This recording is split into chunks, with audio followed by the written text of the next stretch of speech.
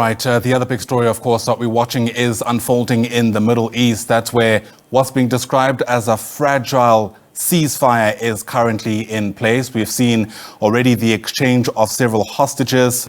Our correspondent from the Israeli capital, that's Tel Aviv, Sarah Coates, joining us now live. And Sarah, as I mentioned, many people in our parts of the world are waking up to news around those 90 Palestinians that are apparently being released by Israel. What do we know about the state they're in and the extent to which they've been reunited with their families?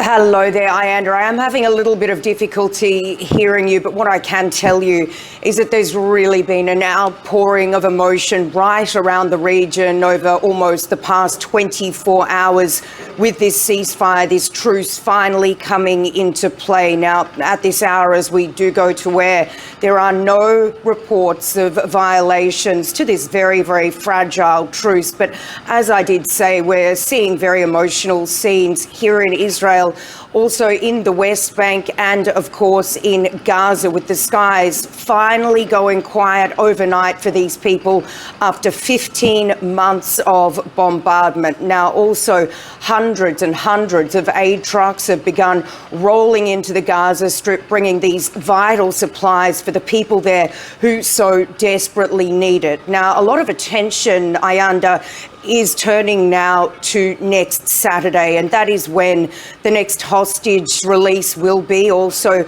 we can expect more than 100 Palestinian prisoners to be set free from Israeli jails. So we certainly will be seeing more of these emotional scenes across the region in a week.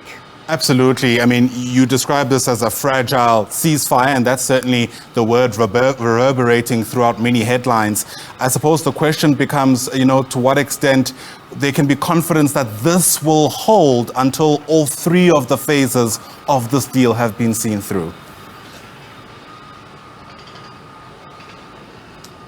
Well, of course, that is yet to be seen. Phase 2 will be discussed on the 16th day of this initial phase. So really, this first phase, as we know, it lasts for 6 weeks.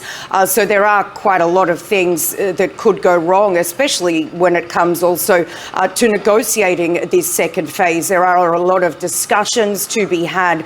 But certainly, this is something that people really right around the region and the international community really want to see go through, of course, and that is just given the brutality of this war, the 15-month war that has seen more than 46,000 people killed in the Gaza Strip. So certainly, of course, the people here in Israel, the family members of these hostages that do remain in Gaza, they desperately want to see this go through to get their loved ones home. Absolutely. We know the International Committee of the Red Cross facilitated this first exchange of those 3 Israeli hostages and 90 Palestinian prisoners.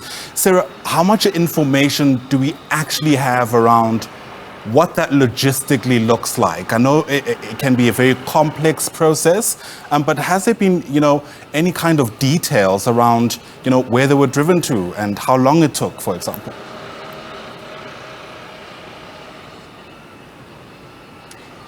We can expect, Ianda, the mechanism to pretty much be the same for this entire phase 1. That is, as I said, that 6-week period where the Red Cross will actually go into Gaza, receive these Israeli hostages. They're then taken to a centre that's been set up on the border where they're received by Israeli authorities and then flown to hospital here in Israel. We saw a similar mechanism also where these prisoners were released from the Ofer prison in the West Bank. They were checked by Red Cross staff before they were actually transferred to either East Jerusalem or back toward their homes in the West Bank. So certainly that is the same mechanism we can expect to see for these releases over the next 6 weeks. But also there's quite a lot of criticism being directed at the Red Cross from people here in Israel, and that is because these hostages have not actually had a visit from the organisation throughout their time in captivity. Ianda.